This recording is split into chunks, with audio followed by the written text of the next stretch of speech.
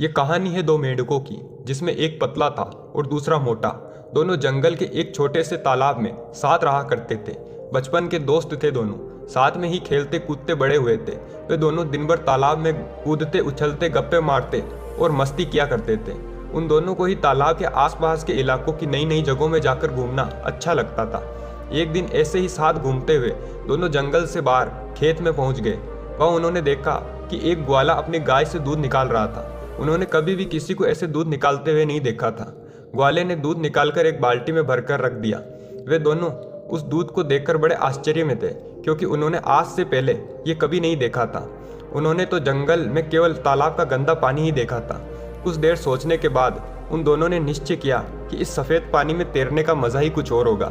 ये सोचकर उन दोनों ने एक साथ बाल्टी में छलांग लगा दी। वहाँ जाकर वो देखते हैं, अरे वाह, सफ़ेद पानी, हमने तो ये कभी नहीं देखा।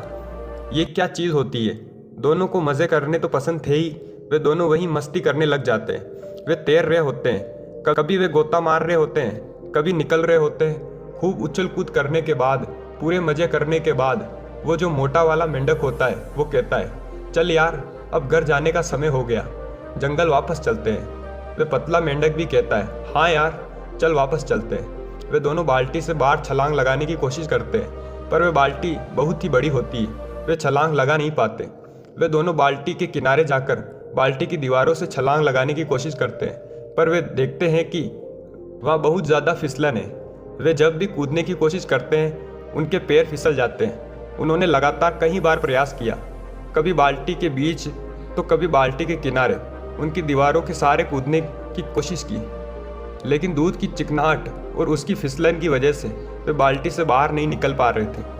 अब जो वो पतला वाला मेंढक होता है, वह मोटे वाले मेंढक से बोलता है, भाई देख, निकलना तो है हमें इस बाल्टी से बाहर, इसलिए हमें कोशिश करती रहनी पड़ेगी। पर हमने बहुत बार कोशिश करके देख ली, इसलिए मुझे लगता है कि हम खुद तो इस बाल्टी से बाहर नहीं निकल पाएंगे, क्योंकि यहाँ बहुत ज़्यादा फिसलन है। तो हम क्या करते हैं, हम तैरते रहते हैं। अगर हम तैरते रहेंगे तो कोई ना कोई आकर हमें बाल्टी से बाहर निकाल देगा।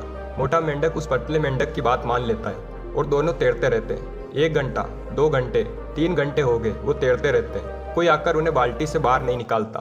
अब जो मोटा मेंढक होता है, वो तैरते तैरते थक जाता है। वो कहता है, भाई अब मैं और पैर नहीं चला पाऊंगा, कई घंटों से तैरते तैरते मैं थक चुका हूँ। वो पतला मेंढक कहता है, भाई देख, तू पैर चलाना बंद कर देगा तो तू डूब जाएगा और कुछ देर में सांसें रुक जाएगी, तू मर जाएगा। हमें मरना नहीं है, भाई तू पैर चलाता रहे। वो मोटा मेंढक थोड़ी देर तक पैर और चलाता है, फिर कहता है, भाई देख, हमने बहुत साथ दिया एक दूसरे का, हम दोनों बचपन के दोस्त थे, आपस में बहुत मस्ती की, हमेशा साथ रहे। लेकिन मुझे लगता है कि आज ये सब खत्म होने वाला है। आज हो सकता है ये मेरी ज़िंदगी का आखिरी दिन हो। अब और मेहनत नहीं कर सकता मैं, और पैर नहीं चला सकता, और अब शायद मैं डूबकर मर जाऊंगा। और उस पतले मेंढक की आंखों के सामने उसका बचपन का दोस्त डूबकर मर जाता है। ये सब देखकर वे पतला मेंढक और ज़्यादा तेज़ी से पैर चलाने लगता है। उसके अंदर आग लग जाती है कि अब कैसे भी करके दूध की इस बाल्टी से बाहर निकलना ही है। मुझे हार नहीं माननी, अगर मैंने भी हार मान ली तो मैं भी मर जाऊंगा। उसकी आंखों में से आंसू निकल रहे थे और वे और तेज पैर चलाता जा रहा था। लेकिन जैसा कि हम जानते हैं कि थोड़ी देर तक दूध को चलाया जाए तो उसमें से मक्खन बाहर आने लग जाता है, और बिल्कुल ऐसा ही हुआ, क्योंकि बहुत घंटों से दोनों मेंढक उस दूध में पैर चला रहे होते हैं, इसलिए उस दूध में से मक्खन बाहर आने लग जाता है। साथ ही कुछ घंटों तक रखे जाने की वजह से कुछ जमने भी लग जाता है। दूध के जमने और मक्खन के बाहर आने से मेंढक देखता है कि दूध कुछ गाढ़ा सा हो गया है। अब वह पहले जैसा चिपचिपा नहीं रहा। वह उस मक्खन के ऊपर बैठकर पूरे जोर से एक छलांग मारता है और वह बाल्टी से बाहर आ जाता है। बाल्टी के बाहर आने के बाद कुछ देर तक तो उसे समझ ही नहीं आता कि आज उसके साथ क्या हुआ। उसका सबसे अजीज दोस्त, उसका बचपन का यार, आज उसकी आंखों के सामने डूबकर मर गया था। और उसकी मौत क्यों हुई? क्योंकि उसने हार मान ली। अगर वो भी थोड़ी देर तक और पैर चलाता रहता, हार न मानता, तो आज वो भी जिंदा होता, आज वो भी बाहर आ जाता। दोस्तों, इस कहानी से हम सीख सकते हैं कि दूध का दही ज़रूर बनेगा, लेकिन उसमें वक्त लगता है। और अगर हमने वक्त से पहले ही हार मान ली तो हमारा भी यही हाल हो सकता है। हो सकता है कि हमें ज़िंदगी में वो सब ना मिला हो जो हम पाना चाहते हैं, लेकिन ज़िंदगी में मिलता उन्हें है जो कभी हार नहीं मानते। ये भी हो सकता है कि हमें वह सब ना मिले जो हम हासिल करना चाहते हैं, लेकिन हमसे ये सुकून कौन छीन सकता है कि हमने उस चीज़ को पाने के लिए आखिरी दम तक प्रयास किया था।